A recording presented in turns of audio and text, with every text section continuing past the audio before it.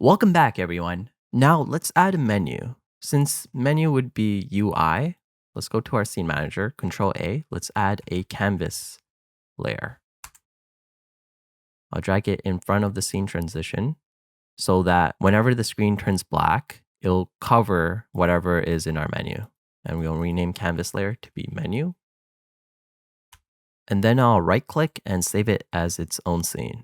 Save branch as scene, save, and I'll open it up in the editor. I want to go to project and project settings and go to display and window. And I'm going to change the width to be 240 by 160 because I'm going to start reusing some Pokemon assets, and this is the resolution that they use.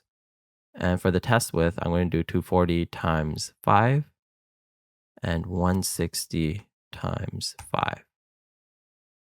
All right, and I want to scroll down, and for aspect, I want to do keep so it doesn't stretch. Let's add a control node to our menu. And then to our control node, let's add a special node called a 9-patch rect. And this is good for any dialog boxes or UI boxes. So we can make use of this. And for the texture property, let's go to assets under UI. And I have a menu box picture. So I'll add that there. And under patch margin, I'm going to set all of these values to be 6 because that's the dimensions of each of the edges in the texture. And that way we can resize this image without having it be stretched. So I'm going to move it all the way to the right-hand side. Go to rect. And I'm going to change the size to be, let's do 6294. Yeah, I think that looks fine. And I'm going to shift it to fit in the screen. That looks good. Now let's add some text. Under our 9-patch rect, let's add a child node, and we'll create a VBox container node. And this node is good for having a list of items in a vertical fashion. So we're going to have different options, and we want it going down vertically. And within our VBox container, let's add a label. Let's try a rich text label. Let's put Pokemon here, and it still doesn't show up. That's because we have to set the min size for this node. And let me try 5011. Okay. And let me go to custom fonts, click on normal font, new dynamic font, click on it again, expand the font section. And within font data, I'm going to drag in a font file that I have in the assets folder. That looks good. Then I'm going to make it a bit smaller. Yeah, I think 12 is good. And I also want to change the color. It's white right now and it doesn't look good on a white background. So let's go to custom colors, and we want to change the default color. And I'm going to try 111, 111, and 136. So it's kind of grayish bluish. All right. And I'm going to call this Pokemon with capitals. And I need to move this into position. So I'll use the arrow keys to have more granular movement. All right, that looks good. Now let's click on our rich text label and Control D duplicate it 5 more times. Let me try fitting this in.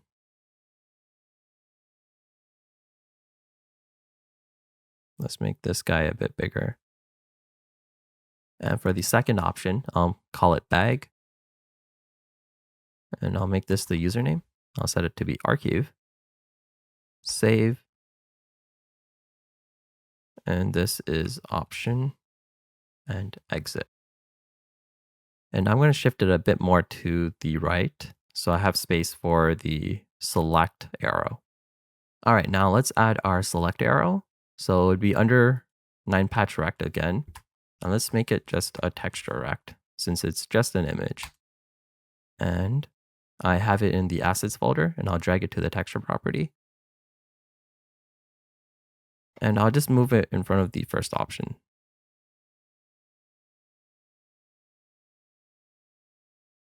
Now let's go ahead and add a script to our menu. Click on that. Great. And at the starting of the script, let's get access to the select arrow. On ready var, let's call it select arrow, $, control, 9patch rect, and texture rect. And let's also get access to the menu, which is just the control node. Now let me fix this. And in the ready function, we want to make the menu invisible at startup. So we'll do menu.visible false. And now we want to handle input. If the player presses enter, we want to make the menu visible. And if they press enter again, it'll be invisible. So let's go to project settings, and let's add some new keys. I'll call this menu, add, and let's add a key for that. And it'll be enter. I'm going to add another key, X. Oh, it seems like X already exists. Yeah, X already exists. And X I'll use for back to exit out the menu if it's already open. So let's create a function called unhandled input. And this way we can handle input. So there's two cases right now. If the menu is invisible, that's one state. And if the menu is visible, that's another state. And we want to handle input differently in both those cases. So let's keep track of the state with an enum screen loaded. So the first type is nothing. Nothing is loaded, and this is where the player can move and open up the menu. The next case is just the menu. And another case can be, for example, the party screen, when the player selects an option to open up the party screen to see their Pokemon, and the input would be handled differently in this case as well. And there's probably more, which we can add later on. Now let's create a variable to store this enum, screen loaded, var screen loaded, and by default, let's set it to be nothing. Let's do a match case, screen loaded. If it's screen loaded dot nothing, and if we press enter, event dot is action pressed. If we press the menu key, then we should make the menu visible. So menu dot visible is true. And let's also set the screen loaded variable to be just menu.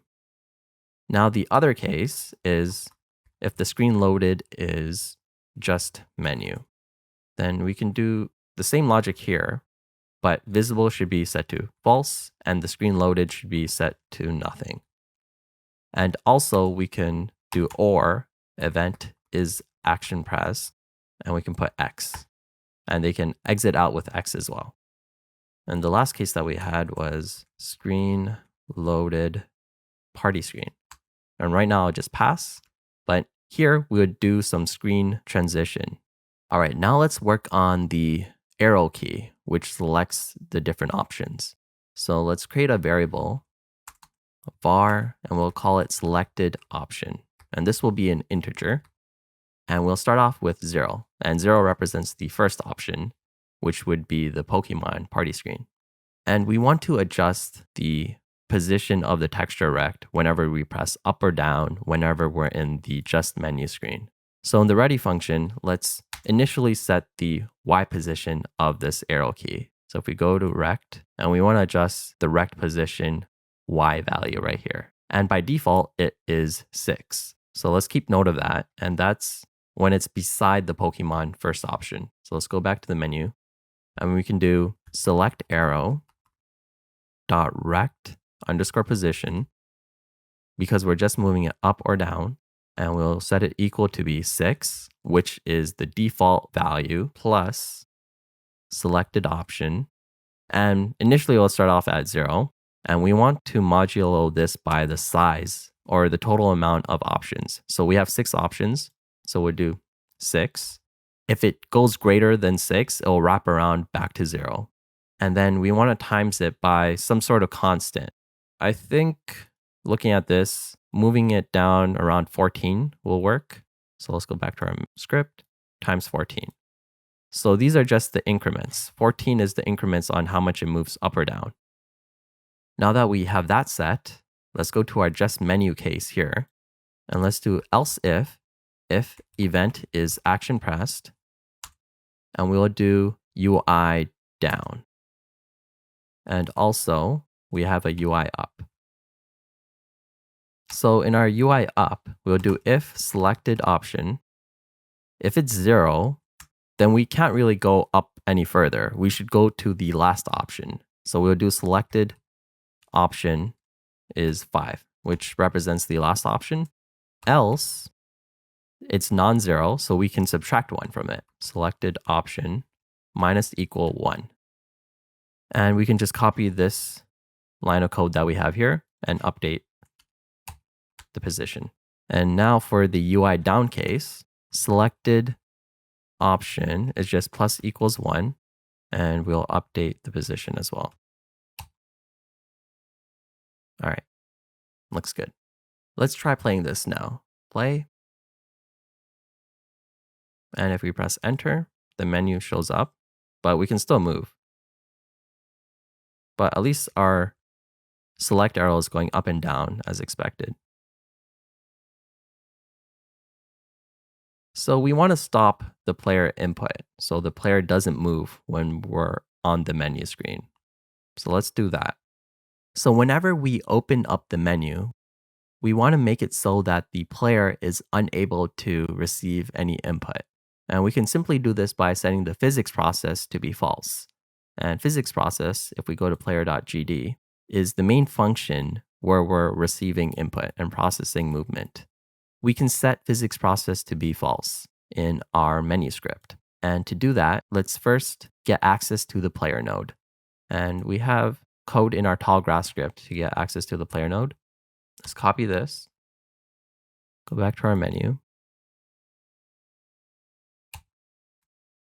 We have the player now, and let's check. First, if the player is not moving. If the player is still moving, let's not even receive this input, and let's not open up the menu. So the player is not moving, that's good. And now let's set player, set physics process, and let's set it to be false. And menu should be only set to be visible whenever the player is not moving. All right, great. Now at this point, the player would not be able to move, but we want to set back the physics process to be true whenever we close the menu. So let's go back here, let's get the player. And actually, find parent current scene won't work because current scene is not a parent of the menu scene. So let's do get parent instead, which gets the scene manager, dot get node, which is current scene. And we can do that instead. Now let's copy this, put it in this case, and we'll do player set physics process to be true. And that should work. Let's try playing this. So if we're moving and we press enter, we shouldn't be able to open the menu. That looks fine. We press enter. And now when we use the arrow keys, our player is not moving, which is good. And let's press X, and we're able to move again. Press enter, enter, enter X. Looks good. Close this. All right, now let's try to go to the party screen. We want to be able to go to the party screen whenever we have the menu open and we press Z. And for now, let's just do any option Z is pressed. We'll just go to the party screen. Later on, we can configure it to be different for different options. Let's go to project settings, and let's add a Z key. Z add key, and then let's press Z. Okay. And now let's create a new node for our party screen. I'll make it a 2D scene. I'll call it Pokemon party screen. I'll save this. And for now, let's just add in a background. Control A, let's make it a texture rect. And in our assets folder under Pokemon party, I have a party background image. And let's use that. And it fits the dimensions, which is 240 by 160. And this will do for now. Let's go back to script, and in our menu script, let's scroll down to the just menu option. And when we're in just menu and we press the Z key, let's transition to the party screen. So else if event is action pressed, and it's the Z key, and we want to transition to the party screen, but we want to make use of the scene manager's fade in and fade out. So let's do get parent, which gets our scene manager. And then let's call a function called transition to party screen. And we need to implement this function. And also while we're here, if we're in the party screen and we press the X button, we want to exit out and go back to the menu screen. If event is action pressed, and we'll call get parent, which is the scene manager, and we'll do transition exit party screen. All right, great. So now let's go to our scene manager script. While we're here, I want to make use of the finish fading function for any of the transition functions that I call. So a good thing to do is keep track of what kind of transition we're doing. Let's create an enum called transition type. And let's say new scene, which is what we have right now. If we go to town to our home, that's a new scene. Party screen and menu only. So menu only means we're in the party screen and we transition to the menu screen. And we can add more options later on. Now let's create a variable to store this. Bar transition underscore type. And by default, I'll just leave it as transition type.new scene. And whenever we do transition to scene, let's set transition type equals to transition type.new scene. And here we can handle it with a match case. Match transition type. And if it is a new scene, then we can do all this logic. Let me indent it once more. And I want to reuse the fade to normal, so I'll just leave it out here. And another type is party screen. So let's do transition type party screen and transition type menu only. Now let's go ahead and add the transition to party screen and transition exit to menu screen. So func transition to party screen. I think that's what it was called. And func transition exit party screen.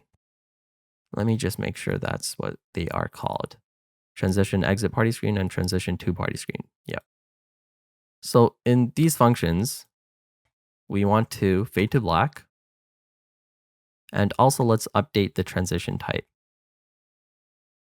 Here it would be party screen, and here it would be menu only.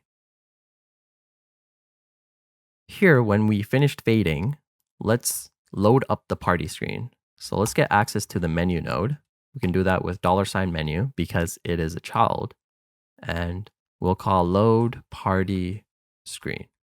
And we need to implement this function.